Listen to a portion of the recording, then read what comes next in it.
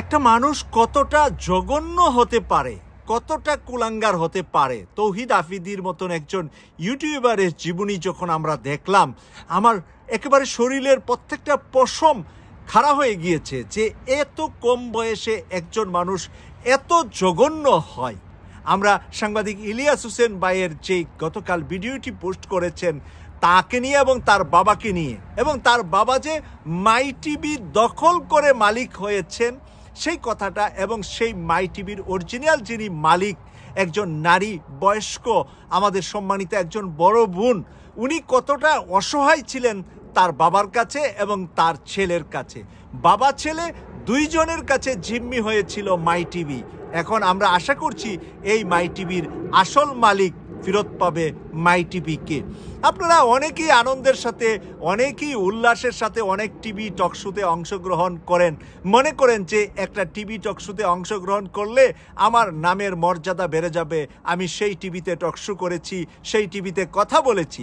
কথা বলার আগে, যাওয়ার আগে আমি বিনয়ের সাথে বাংলাদেশের সেই মেধাবী, বুদ্ধিজীবী, রাজনীতিবিদ, রাজনৈতিক বিশ্লেষক তাদেরকে অনুরোধ করব, আগে টিভিটার তথ্য নেবেন, সন্ধান নেবেন, আপনি কোন টিভিতে কথা বলতে যাচ্ছেন।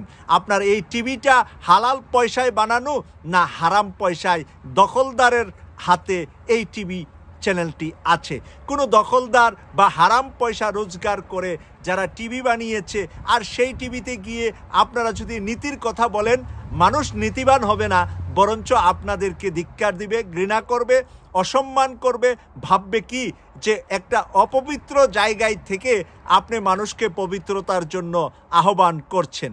কারণ টিভি টকশো রাজনীতি বিশ্লেষণগুলোকে আমরা পবিত্র আলোচনা মনে করছি, কারণ আমরা অন্যায়ের বিরুদ্ধে, জুলুমের বিরুদ্ধে, সন্ত্রাসের বিরুদ্ধে, স্বৈরাচার শেখ হাসিনা এবং তার দোসরদের বিরুদ্ধে কথা বলছি।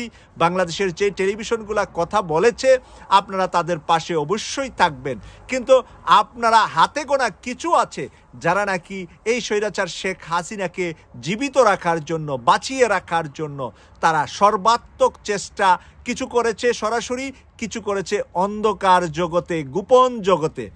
এই তৌহিদ আফ্রিদির মাধ্যমে আমরা জানতে পারলাম যে কিভাবে গোপনভাবে ওর মাই টিভি দিয়ে কত মানুষের সম্পদ ওর বাবা দখল করেছে, কত মানুষকে হয়রানি করেছে, কত মানুষকে বিপদে ফেলেছে। এই সমস্ত বিষয়গুলা জানার পরে আমরা অবশ্যই ঘৃণা করি ওই ইউটিউবারদেরকে, ওই সোশ্যাল মিডিয়ার ব্যক্তিদেরকে, ওই টেলিভিশনের মালিক এবং উপস্থাপকদেরকে যারা নাকি ভালো কাজের আড়ালে একজন জঘন্য মানুষ হিসাবে তৈরি হয়।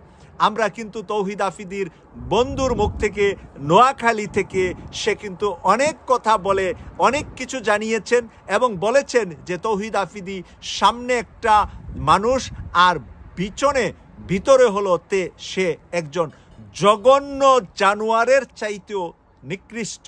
তাই কেটিভি 24-এর পাশে থাকবেন এই প্রত্যাশা রেখে বিদায় নিলাম। আমি সৈয়দ মাসুক, লন্ডন থেকে। আল্লাহ হাফেজ।